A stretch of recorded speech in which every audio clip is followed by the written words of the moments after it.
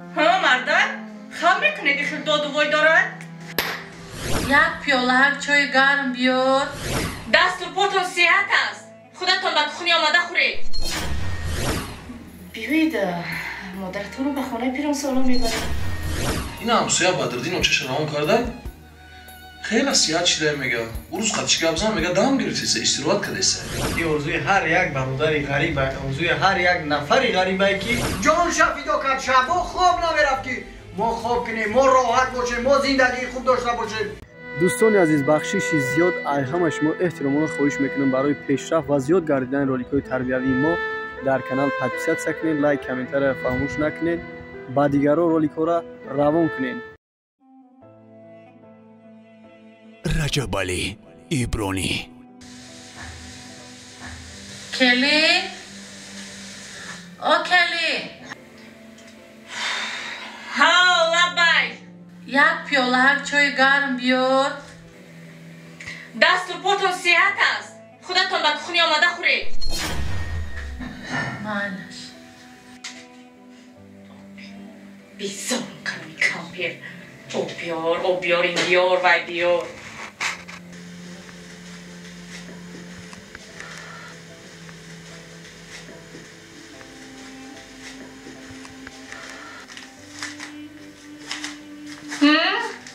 یک قدم راست با من که خونی آمده نمیتونین.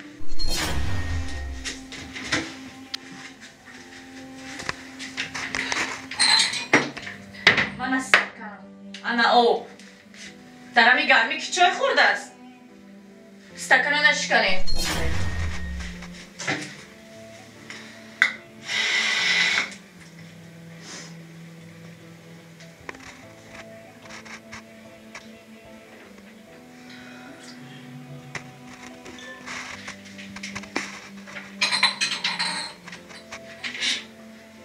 رحمت کنین جان، برکه یابین.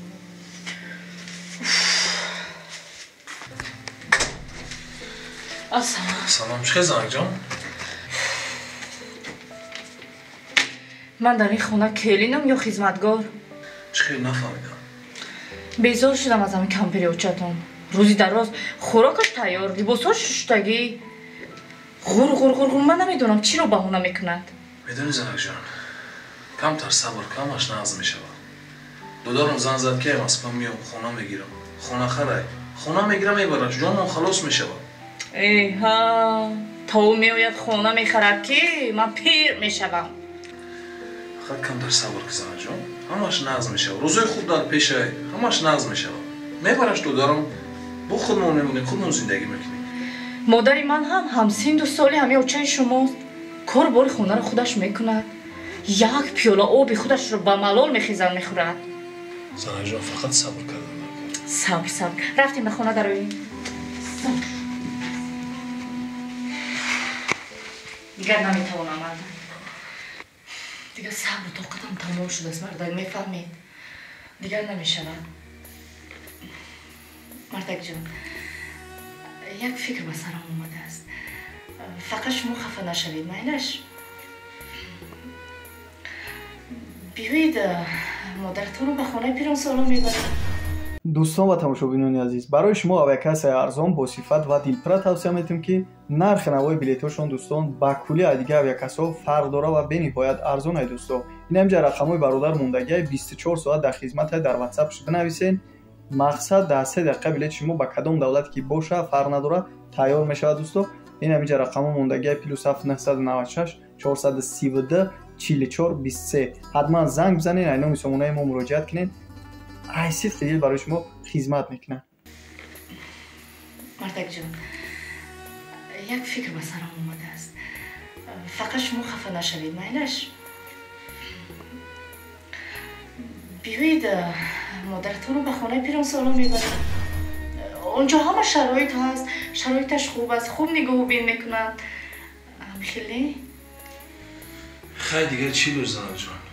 نکی زن جان میگه با مادرم چی میفهمونی؟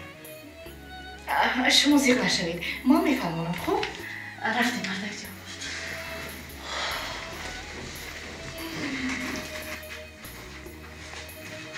ها خاله جان، ششتین دم بیرون. سلام باشه جان. سلام بچه جان. بیا آمدی بچه جان. چشم. بیا بیا ایسیشیم بیا.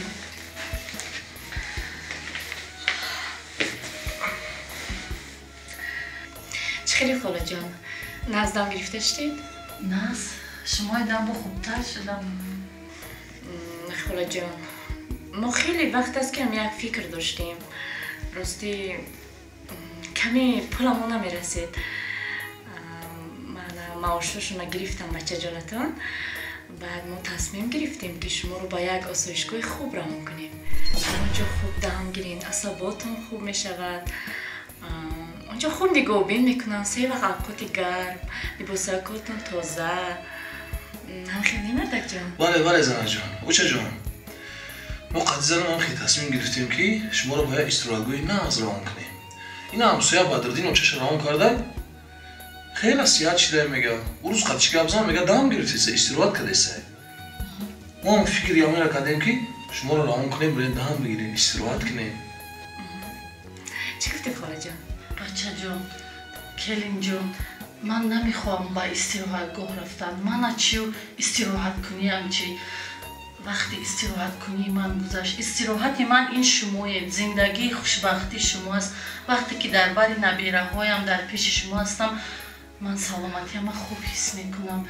التماس من روی نکنید. پولتون بدرک صرف نکنید. با یک کمبودی زندگیتون خراجات کنید. من نمیخوام رفتن. خاله جان ما شما رو زود خبر میگیریم. نبیره هایتون رو میبریم. همه خیلی مردک جان. بله زنه جان. همه خیلی اوچه جان. استراحتگاه نغز با وقتان نغز است میکنید. 10-15 روز وای میکنید. ما میایید ما خبرتون میگیریم از زنه جان. 10-15 روز هیچی نیست خاله جان. زود میگذرد. کنی خیزید. بله فقط زود خبر گیرید. در خالم صدقه. کنی رم خیلی.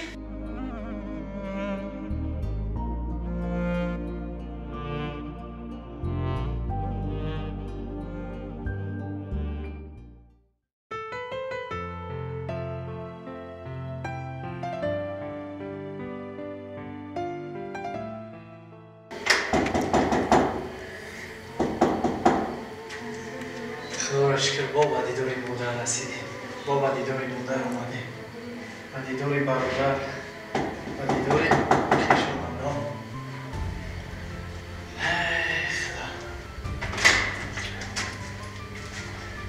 اوه سلام علیکم. سلام علیکم برادر. عجب جان چه خیر؟ سلامتی و نغز؟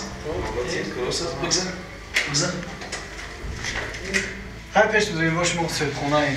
من خوش اومدین اکرم. خوش اومده نه رجب جان خوش اومده.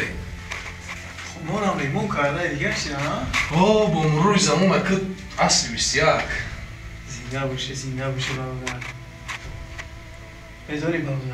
خداوند هزاران بار شکر که امروز با بدیداری برادر، بدیداری مادر، بدیداری ینگه و خویشتبار میدونی این ارزوی هر یک برادری غریب است. ارزوی هر یک نفری غریب است که با وطن صحت سلامت برگردد. بله بگذر زنده باشه.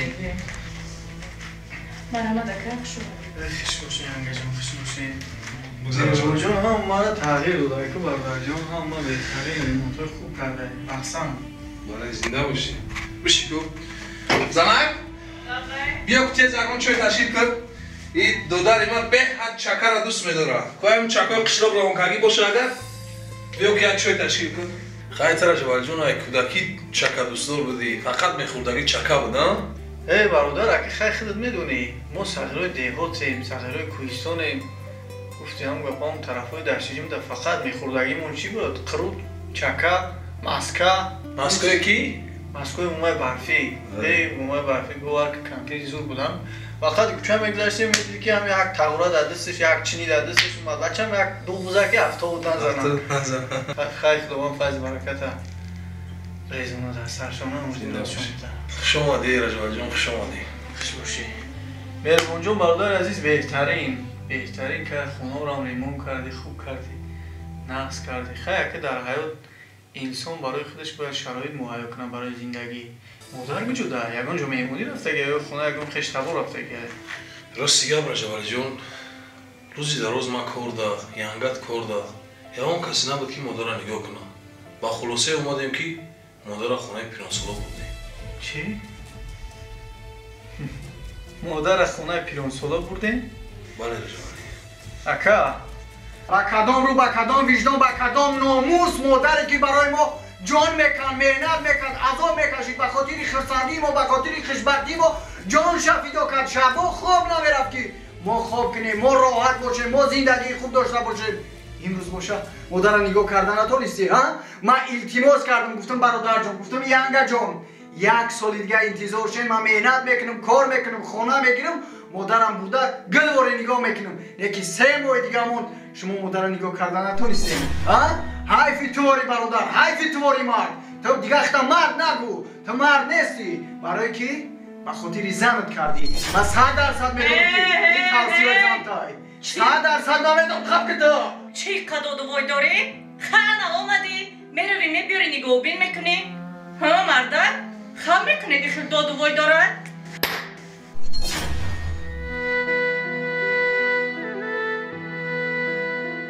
ها مرده؟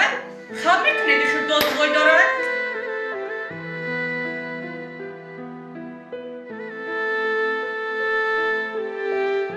همیشه رفتن گیره برادر حالت بد میشه برادر امروز میبینیم که گمراه شده امروز میبینیم که چیکار کردن تا نمیدونی امروز میبینیم که بازیچه دستی انگم شده بازیچه دستی زن شده یکی در هر نماز دعا که در هر نماز پروردگار التجا که خداوند هیچ وقت بیمارت نکنه خداوند هیچ وقت کسلت نکنه خداوند هیچ وقت ای پای روان نموند نباشد ترام همین زنت به مثل خیلی که مادر برده در خانه پیرانسالان پرتوفتین همین خیلی تر همین زنت برده در خانه به صاحبا میپرتوید میاد در خانه تو شوهر میکنه و زندگی خوب میکنه فهمیدی برادر جان او زنه کی او دوست داشته کی او اویله کی اگر بجان برابر باشه برای من نکی ما و مادر من قدر نکنه اویله مرا قدر نکنه برادر مرا قدر نکنه من 3 تا جواب نه و 30 تا جوابش میدم فهمیدی 30 تا جوابش میدم